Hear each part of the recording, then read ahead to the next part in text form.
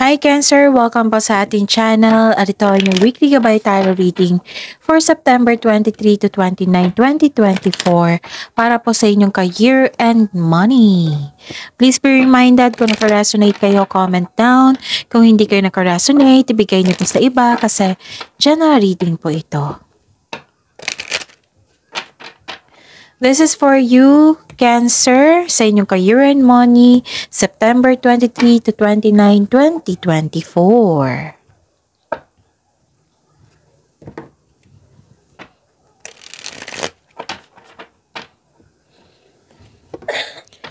Maraming salamat po sa inyong patuloy na suporta at maraming salamat din po sa mga hindi nag-skip ng ads.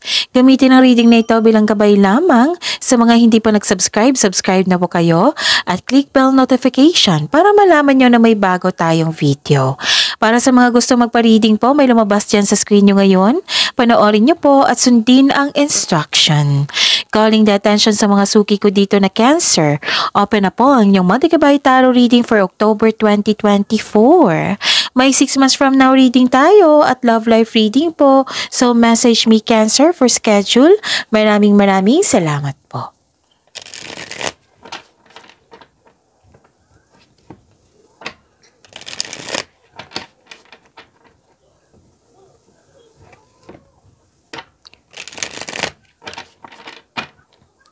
Para po ito sa inyo, Cancer, sa inyong career and money ngayong September 23 to 29, 2024.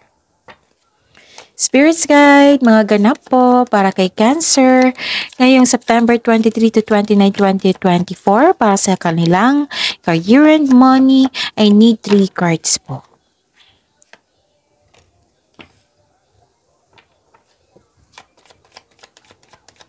Cancer, career and money.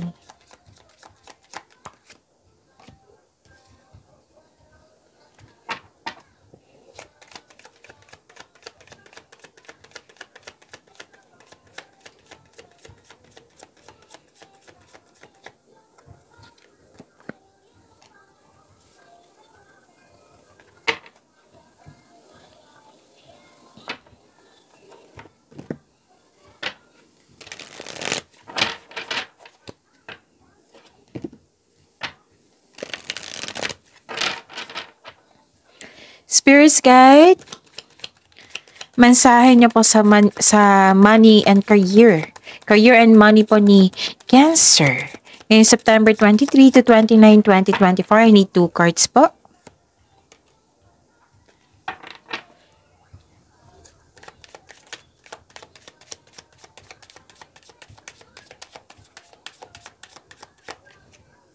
Okay. Cancer. This is for your career and money for this week. May kausap kayo. Oo, natutuwa ka sa taong ito kasi nagbigay ito ng loyalty and support sa inyo. Pwedeng bagong kasamahan po ito, bagong kaibigan, natutuwa ka sa kanya kasi magaan ang loob mo sa kanya. Okay, may companion, nakikita ko dito companionship. Cancer, sinamahan ka. Natutuwa ka kasi nagbigay ito ng loyalty, support sa inyo. Pwede din na bumili ka ng bagong gamit ngayong week na ito at na pinapamper mo yung sarili mo and you deserved it. Cancer, pwede din na may bagong kang kaibigan, sinamahan ka na yung kaibigan. Oo, pwede din na hard ka as katiwala. Cancer. Nakikita ko rin dito, pwedeng kausap mo yung kapatid mo ngayon or kaibigan mo na para mong kapatid. Excited kayo nag-uusap dito Kaya nga sabi ko sa inyo na natutuwa ka. You felt flattered for this week. Okay? Pwede din kausap mo yung mga kasamahan mo dyan sa trabaho. Oo. So, ang sabi ng card dito, careful lang po daw kayo sa pagtanggap ng mensahe. Like, chismis. Alamin nyo muna kung totoo ba yan or hindi. Kasi nakita ko dito na some of you nagpa-apekto sa chismis na yun. Sayang naman yung energy mo kung, di ba, na kung sa at the end of the day, hindi pala totoo. So, alamin nyo muna kung totoo ba yan or hindi.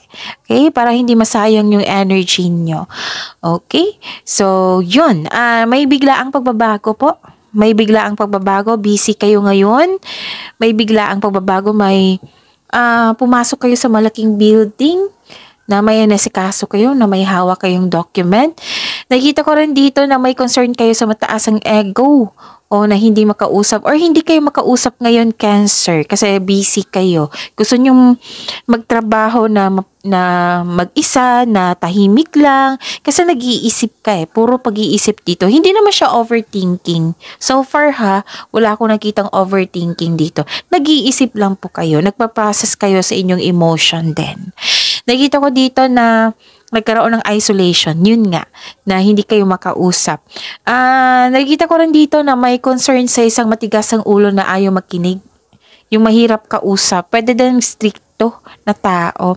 Basta may pagbabago bigla ang pagbabago. Ganon. So, ang mensahe. Looking, have an eye for beauty and uncover hidden charms. Seek and you will find. Itong pagbabago na ito, may dahilan yung universe na yan, na may learnings na maibibigay sa inyo. It might be this is change for the better. So seek and you will find. Spiritual work. Open your heart to spiritual career and heal the human heart. You are a light worker. So bibigyan ka ng blessings ng universe na healing. And isuko nyo lahat yung worries nyo kay God, sa universe, at hingi kayong divine assistance. Okay? So, yun. Isuko nyo para magkaroon ng healing. Okay? You are a light worker. Para magaan sa loob lahat. Tapos, kasi may bagong gawain dito Busy kayo. Okay? Spirits Guide, ano po yung energy ni Cancer sa career and money nila for this week, September 23 to 29, 2024.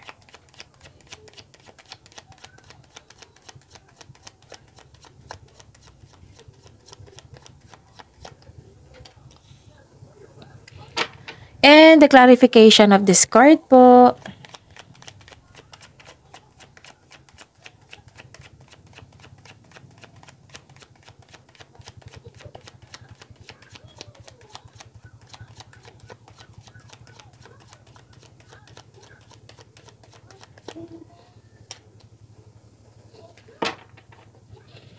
This is a daily reminder para hindi kayo maguluhan, para hindi nyo makalimutan, para hindi kayo malito.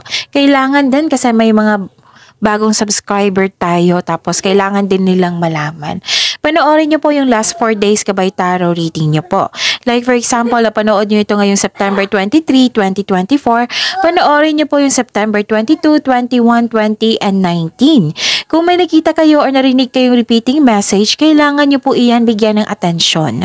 Kung maaari po, bigyan nyo po ng solusyon at aksyon. Calling the attention sa mga suki ko dito na Cancer, open na po inyong Monthly Gabay Tarot reading for October 2024.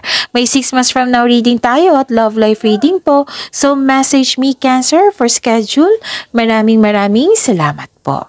So what is your energy, Cancer? Okay. Yun nga.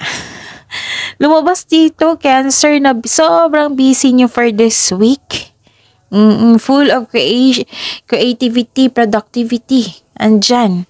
So, busy kayo kasi nasikaso mo yung mga gawain ngayon kasi part ito ng ambisyon mo sa buhay.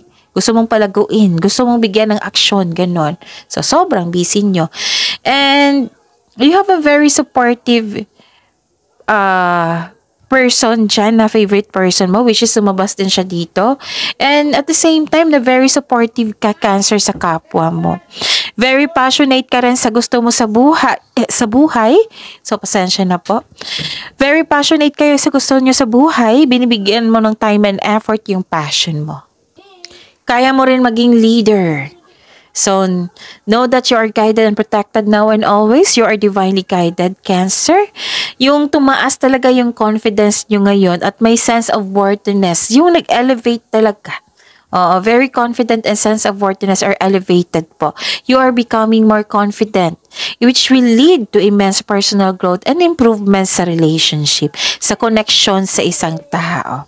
Ang ganda kasi, ang ganda ng confidence mo dito. You are feeling powerful and enjoying being recognized in the workplace. O recognition, that is a blessing. Confidence, that is also a blessing. Kung ikaw ay negosyante, listen to your intuition po to grow your business more and take action towards increased prosperity. Okay? So, may mensahe yung intuition sa inyo, so mag-connect kayo. Pero, I think ito yung sinabi ng card dito na makinig sa inyong intuition kasi and take action para sa pag-increase ng prosperity nyo. Prosperity is cash flow, malaking pera ito, yon. Maraming gawain na magbibigay sa iyo ng financial growth. So you are creative and enthusiasm are important part of your success. Yung important part sa inyong success yung pagiging creativity nyo, enthusiasm, yung pagiging ambitious nyo, pagiging passionate nyo, pagiging supportive nyo, yan. Parte yan ng pagiging successful mo. So, makakamit mo itong success ni ito. So, kaya mo maging leader. Nakikita ko rin dito. So, ang ganda. Ang ganda ng energy nyo ngayon. Sobrang busy nyo. Kasi, part ito ng, binibigyan mo ng action yung plano mo sa inyong ambisyon. Ambisyon mo sa buhay. Okay? Yun. Ano pa? Nakita ko rin dito na, okay. May paalala ang card nyo po dito. So, reminder. Some of you kasi sobrang focus or nag-overspend sa trabaho. Huwag niyong hintayin na may magreklamo sa inyo ng pamilya, partner mo, na magreklamo na yung inner child mo, na wala ka ng panahon sa iyong sarili, wala ka ng panahon sa kanila. So, kailangan ng pagbalanse po dito, Cancer. Okay? Mismo ikaw aminado na wala ka ng masyadong time sa inyong sarili. Kasi nagkaroon ng sobrang focus sa wealth and possessions dito. Tapos sabi po ng card dito, wag po daw kayo mag-overspend. Kasi parang may nakita ko dito na gagasta kayo nang dahil sa material na bagay. So pag-isipan niyo po daw yan na mabuti kasi ayaw ng card na maging disbalance yung budget niyo or kaperahan niyo. Okay? Yun yung mga reminder po dito. Tandaan niyo po iyan. So, focus po daw kayo sa emotional and mental stability mo. You need to relax and listen to your intuition. So, kailangan nyo mag-relax kasi sobrang busy nyo dito. Okay? Cancer.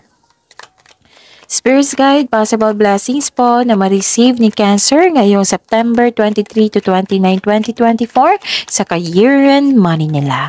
Possible blessings po sa career and money nila.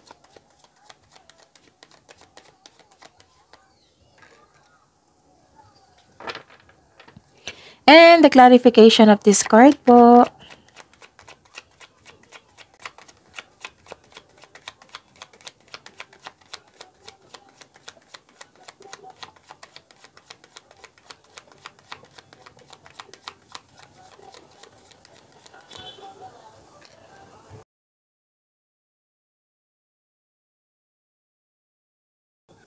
Okay, this is new beginning. Yung sabi ko sa inyo kanina na may new beginning po. You have your freedom also. Nagkaroon ng anticipation. Nagkaroon ng curiosity. Wow, this is a blessings. New journey. This is a leap of faith. Hindi ka takot sa obstacles. You know you are on the right path. Nakikinig kayo sa inyong intuition. Marami kayong experience. Kaya go lang kayo ng go. Wow. So, kailangan dito ang advice kasi ng card dito, mag-ingat kayo sa padalos-dalos na pagpasya, sa paggawa ng desisyon. Kailangan na magkaroon kayo ng konkretong plano and listen to your intuition also. So, yun. You should take a risk and try something new. Try to step out sa comfort zone mo. Oo. So, may new journey. Yung blessings is new journey. Yung biglaang pagbabago. Ito. Biglaang pagbabago to. So, yun. This is a leap of faith. That is a blessing. Bagong simula. Kailangan lang po ng konkretong plano kasi may potential naman na ma-achieve mo or maging successful ito. So, kaya nga may sabi ako sa inyo kanina na sobrang busy nyo from here to here. So, take a leap of faith kasi 'Di ba sabi ko sa inyo na you are divinely guided. So, take a leap of faith kasi may lumabas dito na message ha. Take a leap of faith and trust the support of the universe. You are divinely guided po, Cancer. Huwag kayong matakot. Okay? Kailangan lang kung konkretong plano para maging handa kayo sa kung ano pa yung mga mangyayaring yung mga possibility na ma-encounter mo. Kasi pagbabago to eh. So, huwag kayong matakot. Instead, i-acknowledge mga lessons na na-encounter mo. This will lead you to new opportunities po. Okay? Ito yung pangyayaring ito is part po sa inyong personal and spiritual evolution. Okay. Yun nga, yung sabi dito na ni-remind kayo, this is a repeating message, diba? Sabi ko sa inyo, kung may repeating message, kailangan nyo bigyan ng atensyon. Kung maaari, bigyan nyo po ng solusyon at aksyon. So, ito, may repeating message dito na kailangan talaga pagbalanse sa panahon sa sarili, sa pamilya, sa ano pa yan. Balanse lang po. Kasi buhos ang oras dito sa career and money eh. So, kailangan ng pahinga din dito. You have to relax para makapag-isip ka din ng mabuti. Kasi gagawa ka ng plano. Kailangan talaga na mag-relax at maging kalman yan. Yun. Lumabas din dito. 2 card na nagsabi talaga na may gusto kang bilhin. Cancer, baka hindi mo malaya na check out mo na to or nabili mo na ito. Kaya ang sabang paalala ng card dito, kung gusto mo nang bilhin, so be it, kasi sa iyo nyo naman yung pera na yan. Pero pag-isipan nyo ng mabuti kung magagamit mo ba yan sa araw-araw. O kung ano yan ha, masyadong mahal. So pag-isipan yan ng 1 month kung pwede, kasi masyadong mahal eh. So, yun, pag-isipan ng mabuti kung ano yung maibibigay na advantage dyan, kung kailan mo siya magagamit, ang span yan, o kung hanggang kailan mo magagamit, ganun. May ganyan eh, di ba? So, at pag-isipan nyo rin ng mabuti kasi ayaw ng card dito na madisbalanse ang inyong kaperahan. Baka magalaw yung ipon nyo o ayaw ng cards kasi ang ipon is para sa iyo eh, 'di ba? Para sa kabutihan mo. O baka magalaw mo yung budget mo na budgeted na 'yon. So, ayaw ng card na magkaroon kayo ng disbalance or masayang yung pera na pinagpaguran nyo. Yung buhusan yung effort mo dyan para makuha itong pera pero maggasta mo ito sa isang bagay. So, pag-isipan ng mabuti, pagbalanse. Kasi gustong-gusto mo siyang bilhin. Wala namang pumipigil po sa iyo yung pera. Pero sabi ng card dito, pag-isipan ng mabuti. Kasi pag ganyan kasi na sinasabihan ka ng cards na pag-isipan ng mabuti, may tendency na maging disbalance ang pera. May mas kakailanganin mo yung pera sa parating na challenge, ganon. May mga tendency na ganyan. Pwede din na ayaw talaga na magalaw yung ipon nyo kasi full of ka dito focusin yung ipon tapos nagasta sa isang bagay na malayo sa inyong intensyon. Okay? Pag-isipan ng mabuti. Okay? Marami kang ideas dito. You are very inspired. You are very go talaga sa new journey na ito. That is a blessing. Nagpaplano ka ng dagdag investment. Oo, para magkaroon ng financial growth. Nagpaplano kang to level up. Okay, mag-level up. Okay. Spirit's Guide. Challenges na ma-overcome po ni Cancer sa career and money nila ngayong September 23 to 29, 2024. And the clarification of this card po.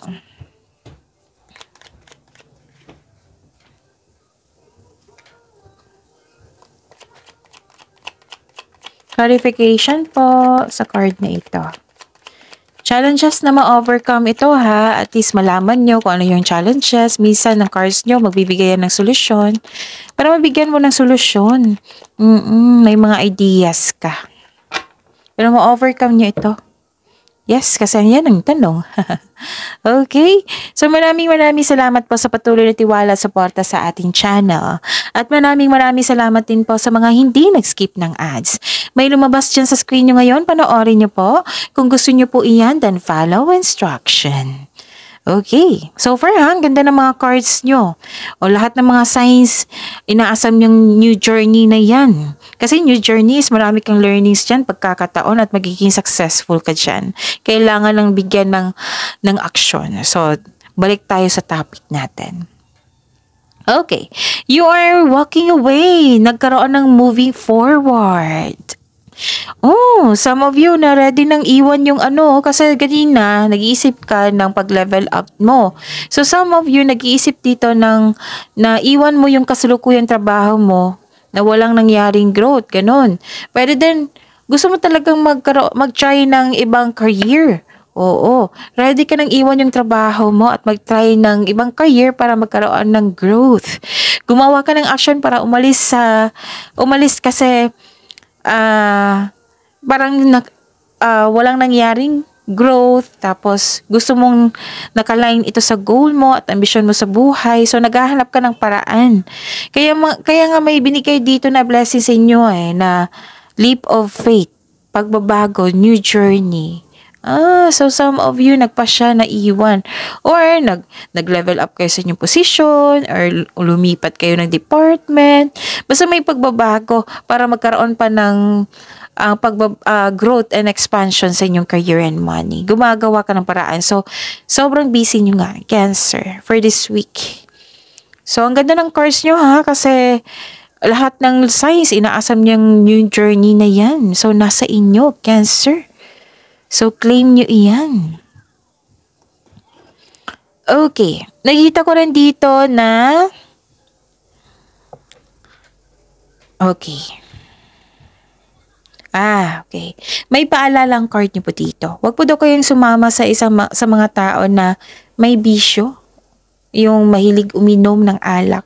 Kasi nakikita ko dito na maari sila yung hindi totoo sa iyo. Kasi may nakita ko dito na may gossip, boundaries issue na hindi totoo sa iyo, may disconnection. Okay? Tapos, magkakaroon ng problema dito kung sasama ka dyan kasi, like for example, sasama ka kasi gusto mong makisama. Pero maunawaan naman nila kung hindi ka sasama. Pero nasa iyo na po yan. At the end of the day, kayo po ang mag-decide nan kasi buhay niyo po yan. Pero sabi po na card dito wag po daw kayong sumama sa may bisyo. Kasi magkakaroon niya ng third party, magkakaroon niya ng affair, third party, magkakaroon niya ng tension kasi may kasamahan kayo na hindi totoo sa inyo. So, if I were you, yan, makinig kayo sa sinabi ng cards dito. Kasi, yan huwag kayong sumama sa party yan. So, masasave ang money mo pag hindi ka sasama, diba? So, you have to protect your inner peace, sabi po ng card dito. Iwas na lang tayo sa problema kung pwede po, okay? Yun. So, yun. Ang ganda ng blessings na binigay sa inyo. Focus tayo sa blessings. Pagyamanin nyo po yan. Kasi kailangan nyo i-work out yan para magkaroon ng magandang bunga. So, claim mo yung mga blessings na positivity dito. Positive affirmation ay kailangan. I am blessed, I am loved, I am safe, I am blessed. Okay? So, yun. See you tomorrow. Cancer, please like, subscribe, and click bell button for notification para updated po kayo sa daily tarot reading natin. Maraming salamat po.